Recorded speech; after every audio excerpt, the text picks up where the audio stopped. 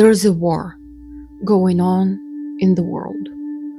A war against anger management, anger classes, protocols, rules telling us it's uncivil, uncool.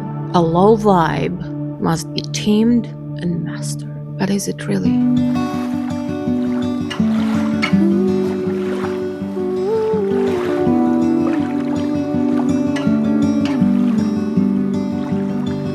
Hi, I'm Natasha. I'm the message mindset coach and creator of Believe You Deserve transformational course. And I want to share a personal story with you today. A few days ago, I woke up angry. I don't like to be angry. I would prefer to be joyful, light, and grateful. But that morning, anger was heavy on my mind. The first email I saw in my mailbox was from a coaching institute that I bought a program a few months ago from. The email spoke of abundance and gratitude, and that only made me angrier. It sounds silly now, but it wasn't silly at that moment. So I asked myself, why am I so angry? And then I remembered I had a call with a woman from that institute the day before. Originally, I didn't want to take the call. I thought it would be too salesy. But then my personal concierge contacted me and said, hey, why wouldn't you have the call anyway? It's going to be a strategy alignment. There's no obligation to buy anything. So I thought, okay, it's just an hour. I went into the call with an open mind, still hoping there would be no sales pressure, but I got all the sales tricks. At the end, when I mentioned that I might be interested later, she said, no, you don't need the product, you just need a certificate on the wall. The worst part of the call was that at some point, I guess because she couldn't understand me, she called in her mentor, and the mentor spoke to me like I was a little kid, and I'm 53. When the call ended, I felt dismissed, patronized, and downgraded. So when that morning I saw an email from them, all spiritual and filled with gratitude, that's when anger arose. At first I told myself, let it go, don't dwell, be positive. But inside me, a voice screamed, no, dwell, think about it, stay angry, go deeper. There's something there. That's when I realized that my anger was not a weakness. It was my boundary speaking. A boundary that I didn't always have. A boundary that I fought hard to rebuild. That call had broken into that space. My anger was just saying, pay attention. And just like that, anger softened. It wasn't irrational. It wasn't an insecurity. It was a voice of my truth. Honest, loyal, protective. That anger was not a flaw. It was my friend. Sort of a signal, a guardian of my wholeness. Traditionally, anger doesn't have a good PR. It's that kind of emotion we are taught to hide, soften, swallow. Get too loud, too sharp, too firm, and suddenly you are emotional, aggressive, unhinged. Culturally, we see anger as the opposite of growth, the opposite of grace, enlightenment. You hear it all over the spiritual community. Let go of your anger. High vibes only. We try to burn sage and wish it away. If you are angry, you appear uncivil. An accusation that's in today's world feels like a social plague. Whole systems are built to manage anger. But unfortunately, the primary focus is the expression side.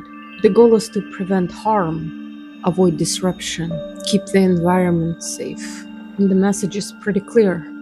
Anger is a liability, a red flag, a thing you need to control before it controls you, as if anger is always dangerous, as if it's one step away from destruction. And it may be. So they teach you to notice signals. Your racing heart, clenched fists, shallow breath. Step away. Count to 10. Breathe deeply. Reframe your thoughts. Calm yourself down. Sit on your hands. Of course, not all anger work is shallow, but let's be honest. For the anger management, the true meaning is containment. We're still trying to get rid of it. Breathe it out. Gratitude journal over it. But when you silence anger without translating it, it doesn't go away. It waits, it twists, goes underground, turns into resentment, numbness, passive aggression, even shame. Because unspoken power doesn't disappear, it leaks, and often in ways we cannot expect or control. We are so obsessed with niceness that we miss one key point. Anger always carries a message. We are just failing to hear it. Anger is often the first emotion to arrive. It shows up to protect, to alert, to stand between you and harm. Yes, anger can be explosive, but it's always instructive. Here's where it's not just okay, but essential. Anger shows you where your boundary was crossed. It's not random. It rises when something important gets violated. Your time, your values, your dignity. It's your internal watchdog saying, hey, this matters. Anger gets you to move. It's like a mental adrenaline shot.